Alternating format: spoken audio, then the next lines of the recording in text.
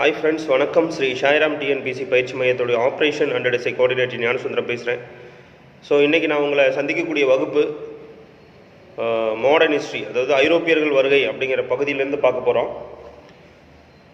முழுக்க sub inspector of police மற்றும் great 2 constable தேர்வுக்கு 100% சக்ஸஸ் பண்ணக்கூடிய கிளாஸஸ் தான் இப்போ பார்த்துட்டு போயிட்டுருக்கோம்.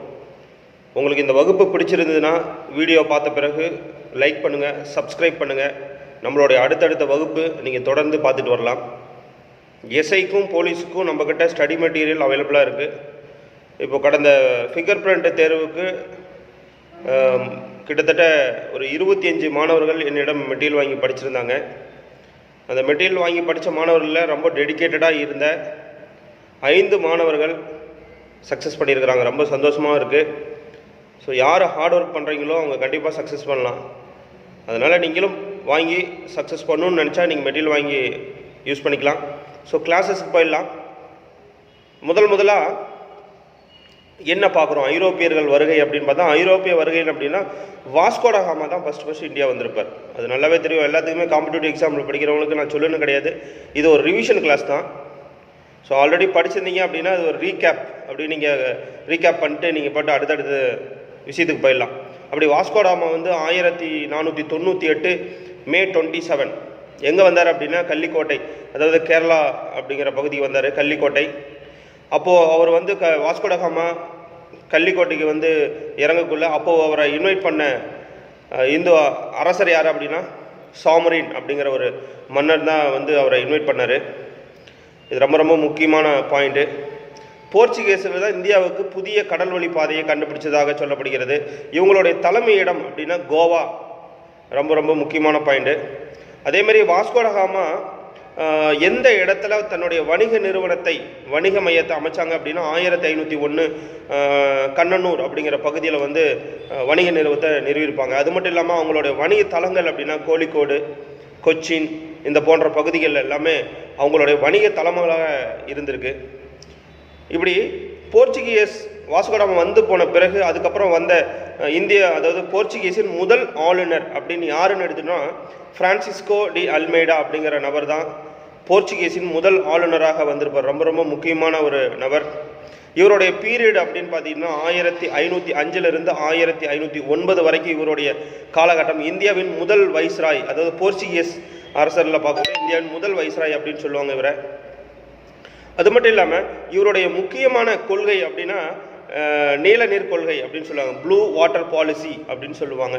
ஏன் அப்படின்னா இந்திய கடற்கரையை சுற்றி போர்ச்சுகீஸோடைய ஆதிக்கத்தை ஏற்படுத்தியதுனால இவர் ரொம்ப போற்றத்தக்க ஒரு நபராக சொல்லப்படுது அல்மெய்டா. சரிங்களா, பிரான்சிஸ்கோ டி அல்மெய்டா. இது ரொம்ப முக்கியமான ஒரு பாயிண்ட்டு. அது மட்டும் இல்லாமல் இவங்களுடைய கோட்டைகள் நிறையா பகுதியில் கட்டப்படுது. கண்ணனூர், கொச்சின் போன்ற பகுதியில் போர்ச்சுகீஸ் கோட்டைகள் நிறைய கட்டினாங்க.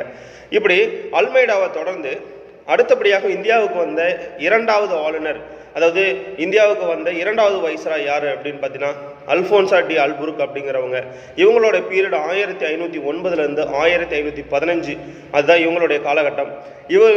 இவர் அதாவது என்னென்னா இந்த 2வதாக வந்த அல்ஃபோன்சா டி அல்புர்க் வந்து எந்தெந்த பகுதியை வந்து தன்னுடைய கட்டுப்பாட்டுக்குள்ளே கொண்டு வந்தார் அப்படின்னா டையூ, டாமன், பசின் போன்ற பகுதியில் இவர் வந்து கைப்பற்றியிருக்கிறார். அது மட்டும் இல்லாமல் மலாக்கா, அதாவது கீழே திசை நறுமண நாடுகளில் ஒன்றான மலாக்காவை கைப்பற்றினது இந்த 2வது வைஸ்ராய் தான். ரொம்ப முக்கியமான ஆகுது. அடுத்த எக்ஸாம் ஓரியன்டான பாயிண்ட் என்ன அப்படின்னா இந்தியர்களுடன் போர்ச்சுகீஸ் கலப்பு திருமண கொள்கையை ஏற்படுத்திக்கிட்டார். அதாவது யாருடைய காலகட்டத்தில் அப்படின்னா இந்த 2வது வைஸ்ராய் காலத்தில் அல்ஃபோன்சா டி அல்புர்க் காலத்தில் தான் கலப்பு திருமணமானது கிறிஸ்டியனுக்கும் ஹிந்துக்கும் வந்து அதிகப்படியாக நடந்ததாக வரலாற்று செய்திகள் நமக்கு கிடைச்சிருக்கு. அதே போல் என்னதான் போர்ச்சுகீஸில் நிறைய பேர் வந்திருந்தாலும் இந்த போர்ச்சுகீஸுடைய சாம்ராஜ்யத்தை வந்து உண்மையாலும் இந்தியாவில் நிலைநிறுத்தியவர் என்ற பெருமை வந்து அல்ஃபோன்சா டி அல்புர்க்கு தான் ரொம்ப முக்கியமாக சேரும். அது மட்டும் இல்லாமல் ஆர்மஸ் துறைமுகம் அப்படின்னு சொல்லிட்டு பாரசீக வளைகுடாவில் வந்து இந்த துறைமுகத்தை கட்டியிருப்பார் அல்ஃபோன்சா டி அல்புர்க். ரொம்ப முக்கியமான ஒரு பாயிண்ட். அது மட்டும் இல்லாமல் அடுத்த பாயிண்ட் பார்த்தீங்கன்னா 1487 வந்து பார்த்தலோமியோ டயர்ஸ் ஆப்பிரிக்காவின் தென்கோடி முனையை அடைந்த ஆண்டு அப்படின்னு சொல்லுவாங்க. ரொம்ப முக்கியமான பாயிண்ட். அதை வந்து நன்னம்பிக்கை முனை அப்படின்னு சொல்லப்படும்.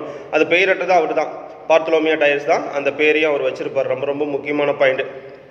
அது மட்டும் இல்லாமல் நாகப்பட்டினத்திலேருந்து வணிகம் செய்ய போர்ச்சுகீஸுக்கு அனுமதி அளித்த நாயக்க மன்னன் யார் அப்படின்னா சிவப்ப நாயக்கர். ரொம்ப ரொம்ப முக்கியமான பாயிண்ட்டு. அது மட்டும் இல்லாமல் இவங்க போர்ச்சுகீஸில் வந்து குடியேறிய பகுதிகள் என்னென்ன அப்படின்னா தூத்துக்குடி, நாகப்பட்டினம், சென்னை சாந்தோம் சர்ச் பகுதியெல்லாம் பார்த்தீங்கன்னா இன்னமும் நம்ம பார்க்கலாம். சரிங்களா? அதேமாதிரி ஆட்டோமானியா துருக்கியர் கான்ஸ்டான்டினோபியை கைப்பற்றிய ஆண்டு அப்படின்னா 1453. டியர் ஃப்ரெண்ட்ஸ், இன்றைக்கி நம்ம பார்த்த டாபிக் போர்ச்சுகீஸில் மட்டும்தான். அடுத்த வரக்கூடிய வகுப்பில் நம்ம என்ன சந்திக்க போகிறோம் அப்படிங்கிறத வந்து முன்கூட்டியே தெரிஞ்சுக்கலாம். அடுத்தது டச்சுக்காரர்களோட வருகையை வந்து அடுத்த கிளாஸஸில் பார்க்கலாம். டச்சுக்காரர்கள் வருகை, அதுக்கப்புறம் வந்து ஆங்கிலேயர்கள் வருகை, அது மாதிரி பிரெஞ்சுக்காரர்கள் வருகை, இந்த மாதிரி ஒவ்வொரு நாளும் ஒவ்வொரு டாபிக் பற்றி நம்ம பார்க்கலாம். கடைசியாக வந்து டேனியர்களுடைய என்ட்ரிஸ். ஸோ இதெல்லாம் ரொம்ப ரொம்ப முக்கியம். இதுக்கப்புறம் பார்த்தோம்னா நம்ம முக்கிய போர்களை சந்திப்போம். சரிங்களா? ஓகே, இன்றைய கிளாஸஸில் இந்த சின்ன சின்ன டாபிக்ஸ் தான். ஆனால் வந்து வேல்யூபிளான பாயிண்ட்ஸ் நிறைய சொல்லியிருக்கேன். ஸோ அந்த இயர்ஸை வந்து திரும்ப திரும்ப கேளுங்க, உங்களுக்கு யூஸ்ஃபுல்லாக இருக்கும். உங்களுக்கு பிடிச்சிருந்தா சப்ஸ்கிரைப் பண்ணுங்கள், சேனலை தொடர்ந்து ஃபாலோ பண்ணுங்கள். Thank you, all the best. நம்மளுடைய இன்ஸ்டியூட்டோடைய ஃபோன் நம்பர் வந்து 8760083757.